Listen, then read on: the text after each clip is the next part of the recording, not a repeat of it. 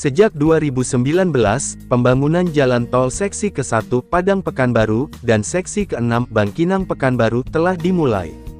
Tujuan dari pembangunan jalan tol ini adalah untuk meningkatkan efisiensi pelayanan distribusi dan mendukung perkembangan ekonomi, terutama di daerah yang telah mengalami perkembangan. Khususnya di Provinsi Sumatera Barat, pembangunan jalan tol Padang Pekanbaru diharapkan dapat meningkatkan pertumbuhan ekonomi di wilayah tersebut dan mendukung pertumbuhan ekonomi sebesar 7% pada tahun-tahun mendatang. Dilansir dari harianhaluan.com, diharapkan bahwa pembangunan jalan tol Padang Pekanbaru akan meningkatkan kesejahteraan usaha mikro kecil menengah UMKM di sana. Wilayah jalan tol Padang Payakumbuh yang melewati Kabupaten Padang Pariaman, Kota Padang Panjang, Kabupaten Agam, dan Kota Payakumbuh di mana bisa berpeluang lebih baju atau mungkin akan mengalami kemunduran. Namun, apakah pembangunan jalan tol Padang Pekanbaru akan mengubah nasib UMKM terutama pada UMKM Sanjay di Kota Payakumbuh?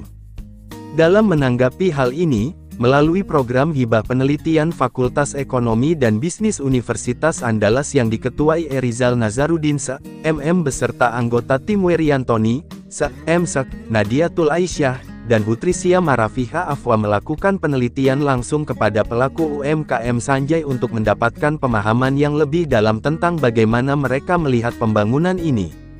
Ada dua sudut pandang saya yang berbeda mengenai pembangunan jalan tol ini. Mungkin kalau dilihat dari jarak tempuh lebih cepat dan aksesnya juga mudah, sementara untuk pelaku UMKM dan pelaku usaha di dekat jalan tol akan mengalami penurunan pendapatan karena hilangnya pangsa pasar, ujar Herlambang selaku salah satu pemilik UMKM Sanjay.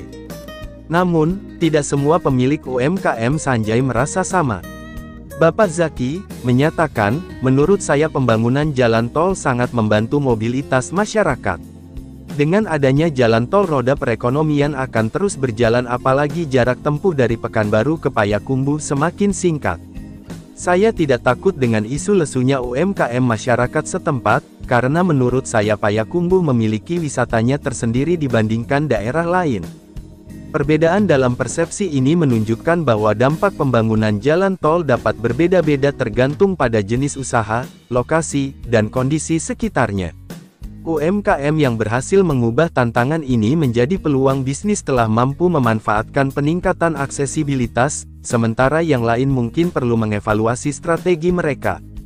Selain itu, beberapa pemilik UMKM juga mencatat bahwa pemerintah setempat harus memberikan lebih banyak dukungan dan informasi kepada mereka tentang perkembangan proyek pembangunan jalan tol. Informasi yang lebih transparan dan bantuan untuk mengatasi dampak sementara pembangunan mungkin bisa membantu meminimalkan dampak negatif.